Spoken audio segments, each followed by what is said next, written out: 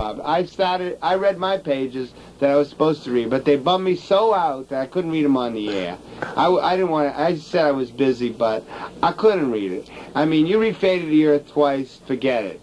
You know, you're going to take 20 Tylenols and say, bye-bye, planet. I mean, that is not the way to go about getting people motivated. The way to go about getting people motivated is to show them where things have been, where battles have been won. Now, would you suggest someone who's interested in becoming an organizer to ally themselves with a group like NYPIRG or some of the other... Well, there are good NYPIRGs and bad NYPIRGs, but the one in New York's pretty good. The NYPIRG is definitely a vehicle. Yeah, I'm real strong on it. Whatever is existing on the campus that's active, I'm sort of pushing it in a general way. When I spoke at the University of Buffalo, and NYPIRG, because it wrote the most famous report on a river, on the contamination of a river in the whole country, called the Ravaged River, about the Niagara River, which is about as polluted as the river can get from all the chemical companies up there. They were getting a little too controversial, and the student government cut off its budget. Now, you see, when that cut comes, you start to learn about power and the struggle, because something's been taken away, and how are you going to get it back? Well, we had a good little speech there, and I mentioned it a lot of times, and there was 100 calls the next morning. I don't know, maybe I hope they got their budget back. I hope it worked.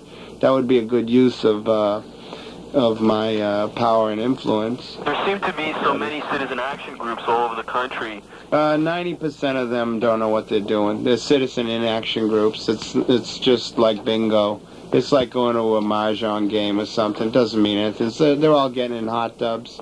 You're in the air. They don't know what they're doing. Well, I went to a meeting up here in some church for some Latin medical aid or something. They talked for 20 minutes about whether they should, what should be on the front of the T-shirt, whether it should be in Latin or in English, or English and Latin, or Latin on the back. They didn't know. It was February, and you don't even wear T-shirts in February, but that was irrelevant. You see, that was kind of an irrelevant point. So those kind of basic entrepreneurial attitudes about making a success, about seeing what reality is, they're always frowned upon on the left. It's always silly to discuss that. You notice how many people run when you divide up the committee. Let's have the political caucus committee and the direct action committee and the fundraising. I mean, how many people head for the fundraising committee?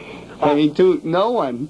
Aren't there a lot of good statewide groups that lobby their state legislators around the country? They are very good, but, of course the odds are, look, Exxon, do you think Exxon cares about what you think about abortion, about, long hair, about pot or anything? They're down there in Washington lobbying on one issue. What the hell is good for Exxon and what isn't? They're very directed. That's the way citizens' action groups have got to go. They have to pick out an issue that's central to the whole meaning of their organization, and they have to pick out the politicians, the decision makers from the lowest level, starting at the lowest level, working their way up depending on their power, and then they have to go after them according to a very scientific procedure.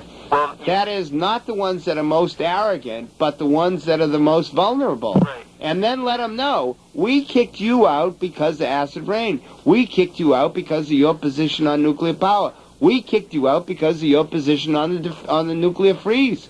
And let them know. That's the only way to do it. Like that with the Citizen Labor Energy Coalition with their victory on the natural gas decontrol campaign. They were able to do pretty much what you just described. They do, yeah. They're I've heard of them, and there's that. There's so much of this going on in the country, and then you come to New York and people say, oh, there's nothing happening. Yeah. But gee, you ride around the country and you go out and you just see so much activity going on. Yeah. So spend a weekend in Vermont or something, you see some good things.